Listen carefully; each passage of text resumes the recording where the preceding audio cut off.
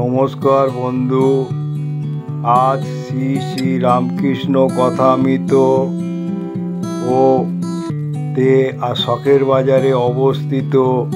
সেখানে আজ সারদা মায়ের 172তম জন্মতিথি পালন হচ্ছে।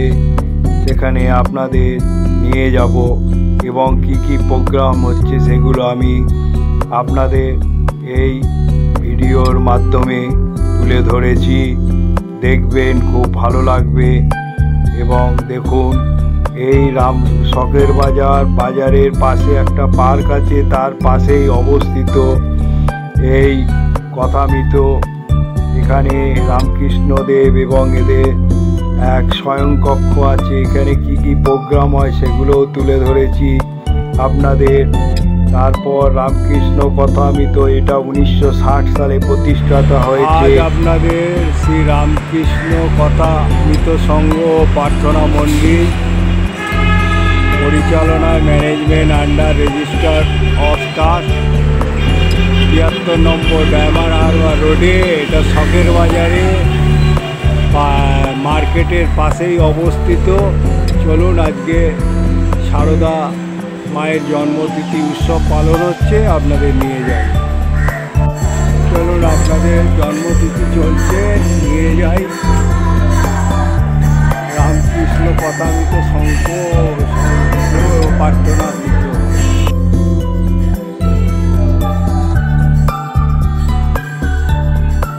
1853 সালে 22শে ডিসেম্বর হুগলি জেলা জয়রামবাটি গ্রামে জন্মগ্রহণ করেছিলেন শ্রী সারদা দেবী। ভক্তদের কাছে তিনি মা সারদা নামেই পরিচিত।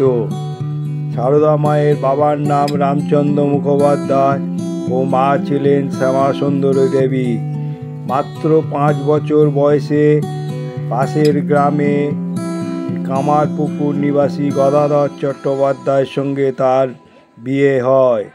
এই গদাধর পরবর্তীকালে ঠাকুর রামকৃষ্ণ পরমহংসদেব নামে প্রসিদ্ধ হয়।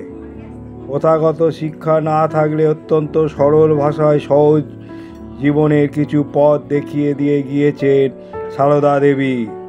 সবার প্রতি ছিল তার মাতৃভাব। তার উপদেশ বলি আমাদের মন শান্ত করে এবং খারাপ সময় আসলে ভক্তিতে অবিচল থেকে ভেঙে না পড়ার পরামর্শ দেয়। সারদা মায়ের এমনই কয়েকটি উপদেশ আজও জেনে আমরা নিই। মানুষকে ভালোবাসলে দুঃখ কষ্ট পেতে হয়, কিন্তু ভগবানকে যে ভালোবাসতে পারে তার আর কোনো দুঃখ কষ্ট থাকে না। তার সবার প্রতি নিজের কর্তব্য করে যাও, কিন্তু ভালোবাসো শুধু ভগবানকে। আজ আমি আপনাদের এই শখের বাজারে অবস্থিত রামকৃষ্ণ কথামৃততে সারদা মায়ের 172তম জন্মতিথি প্রোগ্রাম চলছে। সেটা আমি একটা ছোট্ট করে ব্লগের মাধ্যমে আমি আপনাদের কাছে তুলে ধরলাম।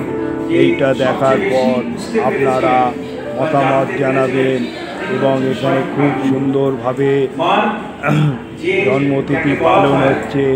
এখানে অনেক কিছু সারদা দেবী নামে অনেক কিছু উল্লেখ করেছেন, সেগুলো আপনারা আমি কিছু কিছু তুলে ধরেছি। এখানে যা যা ব্যবস্থা আছে মোটামুটি আপনাদের তুলে ধরেছি। তুলে ধরেছে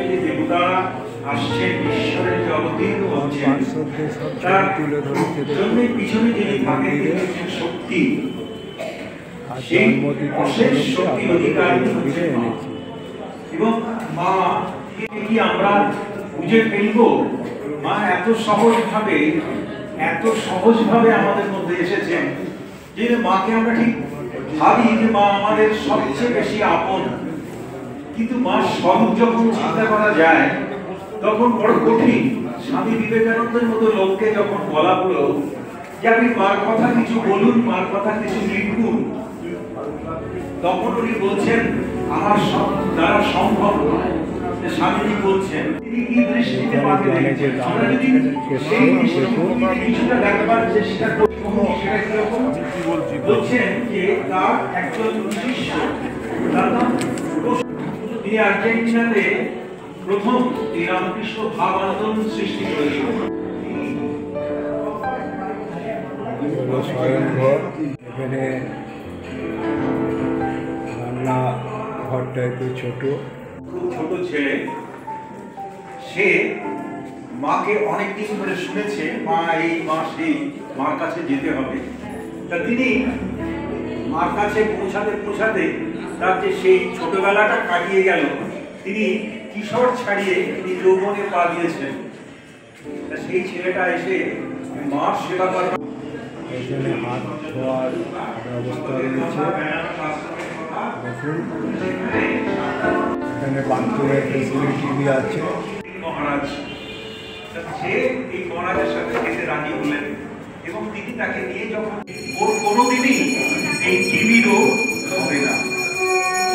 তা এই যে মাকে আমরা যে স্মরণ করি কিভাবে কৃপা করছেন, আমরা একটা ছোট্ট গল্প দিয়ে শেষ করি কারণ আমাদের সময়, তাতেই তার সংকুলান হয়। তিনি থাকেন বর্ধমানে। এই গল্পটা মনে হয় আপনারা সবাই জানেন, তবু আজকের দিনে বলতে খুব ভালো লাগছে যে সেই যে গরিব মানুষটা, সে কিছু ছোটোখাটো জিনিস বেচে তার সংসার চালায়। তা সে বর্ধমান স্টেশনে দাঁড়িয়ে আছে, তার কাছে রয়েছে কি, তার যে যেটা দিয়ে সে জীবিকা নির্বাহ করে, শাক বিক্রি করে।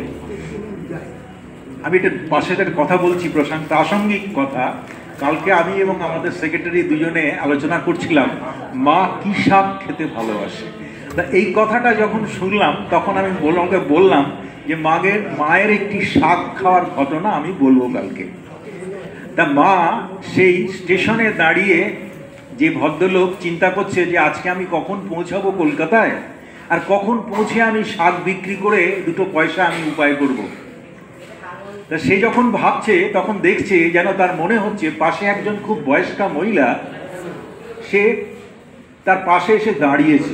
তুমি এই যে শাকগুলো বিক্রি করছো, এ তো খুব সুন্দর, এত টাটকা শাক তো অনেকদিন দেখি না। বলে নোটে শাক, আরো কি কি শাক সব রয়েছে। তখন ভদ্রলোক বলছে এটা কি শাক বাবা, আমি তো সেই যাব কলকাতায়, সেখানে আমি এক জায়গায় বসি, পয়সা পাই, সেটা নিয়ে এসে আমার সংসার চলে। তা বলে তোমার শাকগুলো দেখে তোমার খুব ভালো লাগছে। তা তখন বলছে তুমি কি নেবে মা? তখন বলছে আমি এখানে কোথায় নেবো, আমি তো, তোমার বাড়ি কোথায়? তখন বলছে তুমি কোথায় যেন বললে, তুমি কোথায় যাবে তোমার এই শাকগুলো বিক্রি করতে? তখন বলছি আমি শ্যামবাজারে যাই, দোকানের একটা জায়গা আছে, সেখানে আমি বসি, তো সেখানে আমি শাক বিক্রি করি। তা বলছে তোমার যেদিন সময় হবে সেদিন এক মুঠো দু মুঠো শাক আমার বাড়িতে ছেড়ে এসো। তখন উনি জিজ্ঞেস করছেন তোমার বাড়ি কোথায়? শ্যামবাজারের থেকে উত্তর দিকে গেলে বাগবাজার বলে একটা জায়গা আছে, সেখানে যেয়ে বলবে, তাহলে তোমাকে সবাই চিনিয়ে দেবে। তা সেই বিক্রেতা সেদিন না, একদিন হচ্ছে যে একজন বৃদ্ধা মহিলা আমার কাছে শাক খেতে চেয়েছিল, আজকে আমি শাকটা দিয়ে আসি বলে সে শ্যামবাজার থেকে হাঁটতে হাঁটতে বাগবাজারে এসে, সবাই মায়ের বাড়ি চেয়ে, সে মায়ের বাড়িতে এসে একটু গাড়ি বিস্মিত হয়ে গেছে। সে ভাবছে তা তুমি সেখানে গেলে আমাকে বললেই সবাই তোমাকে দেখিয়ে দেবে। আরে সে তাকে খুঁজে পাচ্ছে না, সব সাধু সন্ন্যাসীদের জিজ্ঞাসা করছে, ব্রহ্মচারীদের জিজ্ঞাসা করছে, এখানে একজন বুড়ি মহিলা থাকে, সে বলেছে এইটা কি তার বাড়ি? তা আমার কাছে শাক খেতে চেয়েছে, আমি তো শাক নিয়ে এসেছি, তা সেই শাকটা আমি তো ওনাকে দিতে চাই একটু রান্না করে যদি উনি খান। তখন সবাই বলছে এখানে বুড়ি কোথায়, দেখছো না সাধু সন্ন্যাসীরা থাকে। সে তো খুব কষ্ট হচ্ছে তার মনে, সে মহিলা গিয়ে শত, আমি এত কষ্ট করে নিয়ে আসলাম, তাকে খুঁজে পাচ্ছি না। সেই মায়ের ছবি দেখে বলছে এই তো সেই মা, এই তো সেই বৃদ্ধা যে আমার কাছ থেকে শাক খেতে চেয়েছে। তখন চিন্তা করুন সেখানকার যিনি সম্পাদক, তার মনের অবস্থাটা, সে বলছে আমার ইচ্ছা থাকতো আমরা বাজার থেকে ভর্তি করে শাক নিয়ে আসতাম, তুমি কার কাছে শাক খেতে চেয়েছো, তার কাছ থেকে তুমি শাক নিয়ে এসছো। মানুষকে যার ভিতরে এই যে মামা বুকের আকুলতা থাকে, ব্যাকুলতা থাকে, সেই মাকে পায়। সেই আজকে এমন একটা সুন্দর দিনে মায়ের আবির্ভাব তিথি, মা নতুন করে আমাদের মধ্যে এসেছেন। মায়ের তো জন্ম নেই, মার কোনো আবির্ভাব নেই, মা সবসময় আছেন, আদি অনন্ত।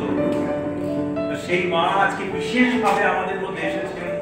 ওই যে মার গলা জড়িয়ে ধরে বলেছিলেন, শ্যামা সুন্দরীর গলা জড়িয়ে আমাদের কাছে এলো। সেই মা এসেছেন আমাদের কাছে, আমরা সেই মাকে ধরে রাখবো। আমাদের নিঃস্বার্থ ভালোবাসা, এই নিঃস্বার্থ শব্দটা যেন আমরা জীবনের সবসময় মনে রাখি। আমরা যেটুকু কাজ করবো, যদি নিঃস্বার্থ ভাবে যে কাজটা করতে পারি, নিঃস্বার্থ ভাবে আমরা যদি ভগবান শ্রীরামকৃষ্ণকে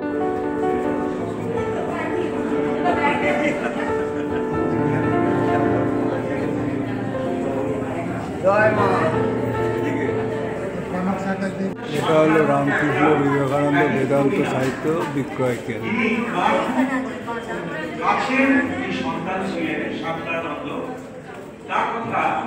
এটা হলো পাঠাঘাট।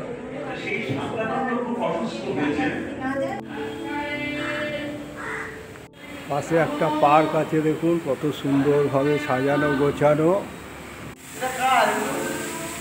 ভোগ খাওয়ানোর জায়গা। এই কথা নিতে এখানে ভোগ খাওয়ানো হবে বসিয়ে।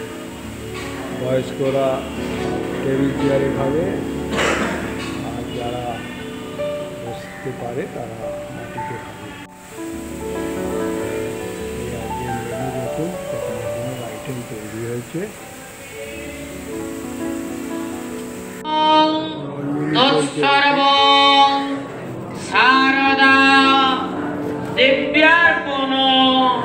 এখন সারদা মায়ের জন্মতিথিতে অঞ্জলি চলছে, সেটা আপনাদের কাছে পুষ্পবিল্লপত্র সহিতাঞ্জলি সাঙ্গা ওই সাবর্ণা ওই সশক্তিকা ওই সপার্ষদা ওই সর্ববিন্নয় সারদাস্য সর্বধর্ম পুষ্পাঞ্জলি চলছে।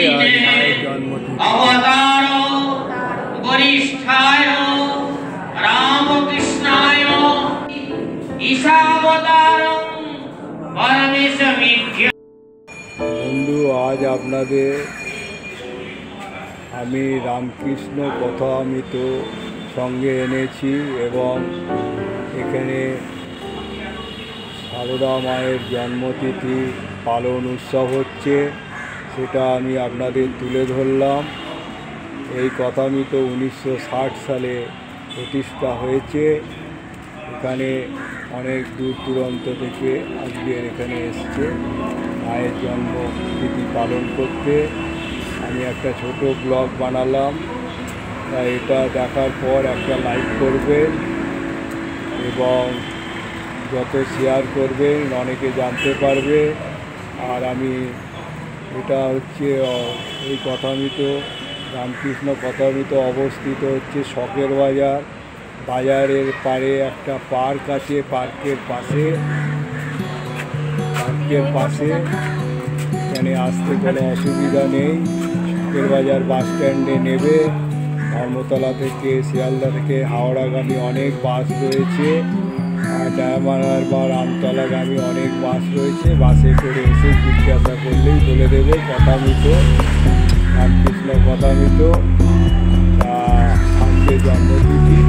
আর বলবো, যারা এখনও সাবস্ক্রাইব করেননি, সাবস্ক্রাইব করলে আইকন বোতামটা টিপে দেবেন এবং পেয়ে যাবেন। আপনারা ভালো থাকুন, সুস্থ থাকুন।